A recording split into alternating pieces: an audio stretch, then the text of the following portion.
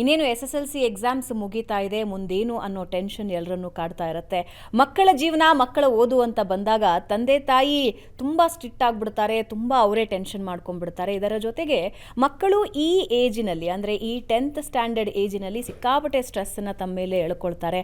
ಹಾಗಾದರೆ ಈ ಗ್ಯಾಪ್ ಇದೆಯಲ್ಲ, ಈ ಸಮಯ ಇದೆಯಲ್ಲ, ಇದನ್ನು ನಾವು ಯಾವ ರೀತಿ ಎದುರಿಸಬೇಕು? ಅದರ ಜೊತೆಗೆ ಮುಂದಿನ ಜೀವನಕ್ಕೆ ನಾವು ಅಡಿ ಇಡಬೇಕು ಅಂದರೆ SSLCಯಿಂದ ಯಾವ ಹೆಜ್ಜೆ ಇಡ್ತೀವಲ್ಲ ಅದು ತುಂಬ ಇಂಪಾರ್ಟೆಂಟ್ ಆಗುತ್ತೆ, ಆಯ್ಕೆಗಳು ತುಂಬ ಇಂಪಾರ್ಟೆಂಟ್ ಆಗುತ್ತೆ. ಹಾಗಾದರೆ ಮುಂದಿನ ಹಂತಗಳು ಹೇಗಿರಬೇಕು, ನಮ್ಮ ಆಲೋಚನೆಗಳು ಹೇಗಿರಬೇಕು, ಇದೆಲ್ಲದರ ಬಗ್ಗೆ ಮಾತನಾಡೋದಕ್ಕೆ ಟ್ರಾನ್ಸೆಂಡ್ ಗ್ರೂಪ್ ಆಫ್ ಇನ್ಸ್ಟಿಟ್ಯೂಟ್ನ ಫೌಂಡರ್ ಆದ ಸಿದ್ಧಾರ್ಥ್ ಅವರು ನಮ್ಮ ಜೊತೆ ಇದ್ದಾರೆ. ಸರ್ ನಮಸ್ಕಾರ, ಕಾರ್ಯಕ್ರಮಕ್ಕೆ ಸ್ವಾಗತ.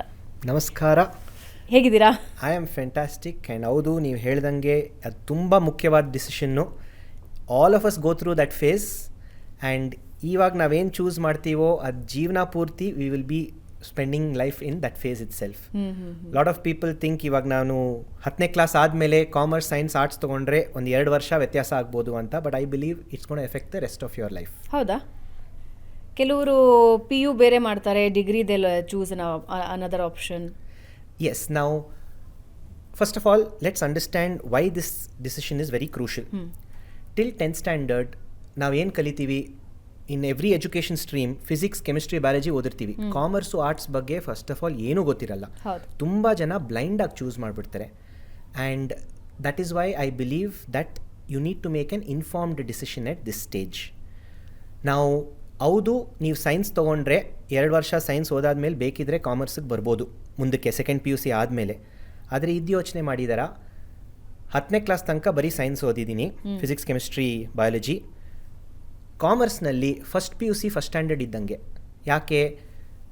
ಫಸ್ಟ್ PUನಲ್ಲೇ they get expose to accountancy, business studies, economics, business mathematics, ಇದು ಯಾವುದು ಗೊತ್ತೇ ಇರಲ್ಲ, ಎಲ್ಲ ಹೊಸ್ತು. ಸೊ ಅದಕ್ಕೆ ನಾನು ಎಲ್ಲರಿಗೂ ಏನು ಹೇಳೋದು ಅಂದರೆ, ಕಾಮರ್ಸ್ನಲ್ಲಿ ಫಸ್ಟ್ PUC ಫಸ್ಟ್ ಸ್ಟ್ಯಾಂಡರ್ಡ್ ಇದ್ದಂಗೆ. ಸೊ ನೀವು ಅಕಸ್ಮಾತ್ 2 ವರ್ಷ ಸೈನ್ಸ್ ಮಾಡಿ, first PU second PU science ಮಾಡಿ ಆಮೇಲೆ ಕಾಮರ್ಸ್ ಡಿಗ್ರಿಗೆ ಬಂದರೆ ಬರಕ್ಕೆ ಬಿಡ್ತಾರೆ. ಆದರೆ ನಿಮಗೆ ಫೌಂಡೇಶನ್ ಕಾಮರ್ಸ್ನಲ್ಲಿ ಇರಲ್ಲ, ಯಾಕಂದರೆ ಫೌಂಡೇಶನ್ ಇದ್ದಿದ್ದು ಫಸ್ಟ್ PU ಕಾಮರ್ಸ್ನಲ್ಲಿ. Therefore you should choose where your passion lies.